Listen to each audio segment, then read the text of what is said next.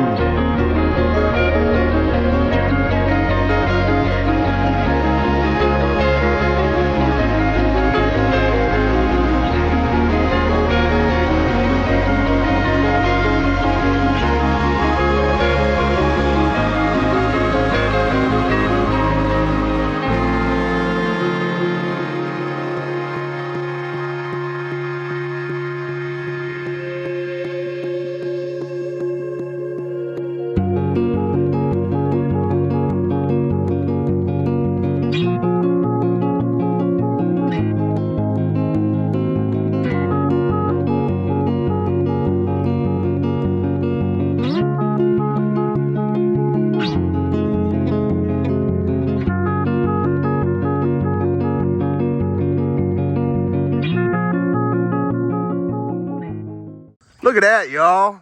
We got the dang bed on. Old B Roadie's tightening them down now. Got the bolts in.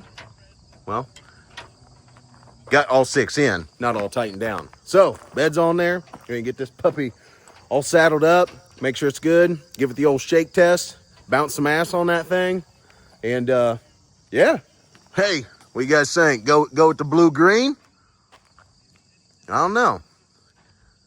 Looks good with the blue-green, but I'm kind of partial to the black color still. But Brody wants blue. Argon blue, that is. We gonna find out. All right, all the bed bolts tightened down. Way easier going in than coming out, let me tell you. So now that we got everything mounted up, we're gonna throw in the wires, throw in the tail lights, get those all ran. So then Brody's ready to roll. All aerodynamic without the tailgate. Because B Roadie's tailgate, he's gonna just strip it, and it's dented. It's got rust. It's gonna make for good scrap metal. Just like that bed out there. Hopefully somebody might give Brody old $50 for that liner. Maybe a little bit for these old bed caps. And then we're good to roll. So we're gonna get this thing buttoned up here, and then he's good to go.